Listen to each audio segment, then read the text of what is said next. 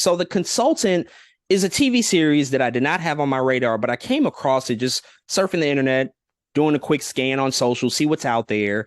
And it just premiered a couple of weeks ago on Prime Video, and I found that Christoph Waltz was indeed the lead star. And so instantly was attracted to the idea of watching this because Christoph Waltz is a phenomenal talent. The guy is unparalleled in what he's able to achieve and what he can do. He's a two-time Academy Award winner, had his breakout role in Inglourious Basterds, really one of the greatest cinematic villains that we've ever gotten in Hans Landa, aka the Jew Hunter in that movie. I mean, he is absolutely terrifying. And so anything that he's in, I'm typically going to be on board with checking it out and at least giving it a try. And I watched The Consultant, and it's all 8 episodes that were released on Prime Video, so you can binge this. It's presented as a half-hour sort of dark comedy, so it's a relatively easy watch. And again, as I said, that this is based off of a book that came out a few years ago. And ultimately, this story is about this guy named Regis Patov. He's a consultant. He comes to this company called Copware. It's a mobile gaming company. And their CEO, who was a younger CEO, was recently just murdered. And so Regis Patov, played by Christoph Waltz, he just shows up out of the blue, out of nowhere, and he starts running the company. And people don't really understand, like, well, how is this guy in power? Why is he here? How does he all of a sudden able to control everything that's happening with the future of this company?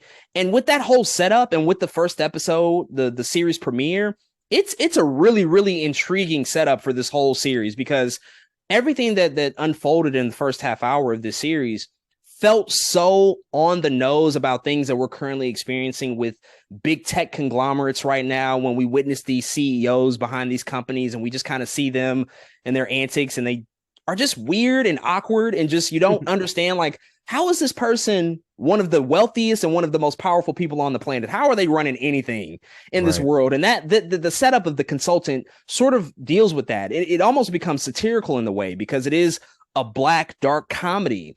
And so that first episode really hooked me, and I wanted to finish it as fast as I could.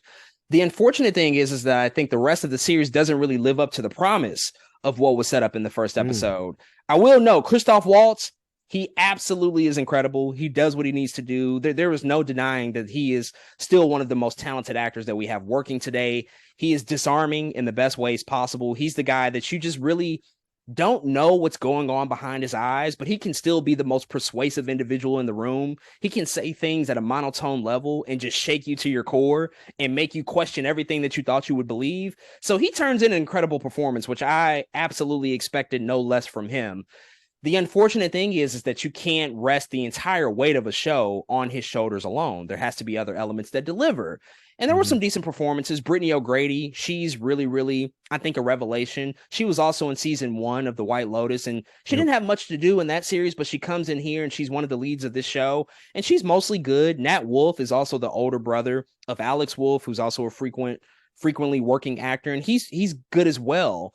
But unfortunately, I think the story just kind of went in too many different areas. It was not enough depth to the story as I wanted it to be, because it is explaining and exploring these themes that we deal with in real life, these satirical elements of what it's like to work for a big tech company, what it's like to work for a corporate overlord, a boss who is just, sort of placed in a position without any real reason as to why he's gained this element of power, or this one-upsmanship that you see happening, unfolding across the course of that 8 episodes, excuse me.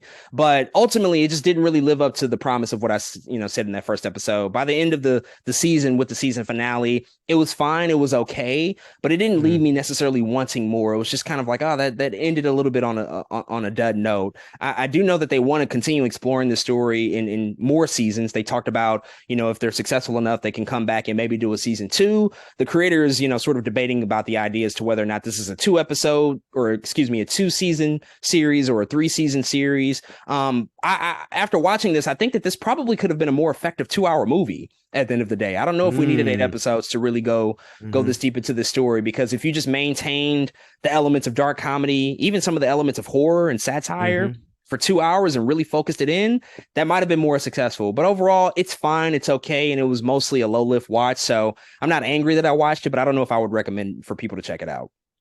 And they got Christoph Waltz. That's another reason I think to make it into a movie. A dude who is often doing, a ton of movies. Man, the premise does sound mad interesting, as somebody who literally is a software engineer.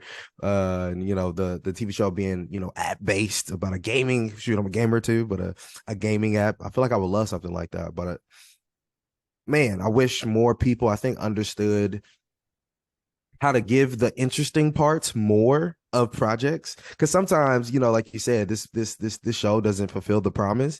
A lot of shows will like fulfill or will like put up a promise and forget about it completely. And I think that's like a thing people should focus on more. I think people think when they harp on the promise too much, which I think is possible as well, but I think when people think they harp on the promise too much, that they're gonna like lose. I don't know, like I think they just think they're gonna oversaturate. I think Mhm. the TV show with the promise and not enough of what else is there to the show. And I think there's a balance there that a lot of people just don't understand. So it sounds like to me they got it, but they didn't get it at the same time, and that's just too bad. Yeah, definitely. Because you certainly have really, really credible talent. I should also know Matt Shackman directed a couple of episodes. We know he's working on Fantastic Four right now and has had a really, really successful career in television. And so he came in with those first couple of episodes and it was like, yeah, I feel like I'm in good hands here. But by the end of it, Mm-hmm. it was just like we lost a lot of the momentum that was initially set up in that first episode. But folks, those are our thoughts on the brand new series, The Consultant, currently streaming on Prime Video. If you've checked out the series, definitely hit us up and let us know what you think.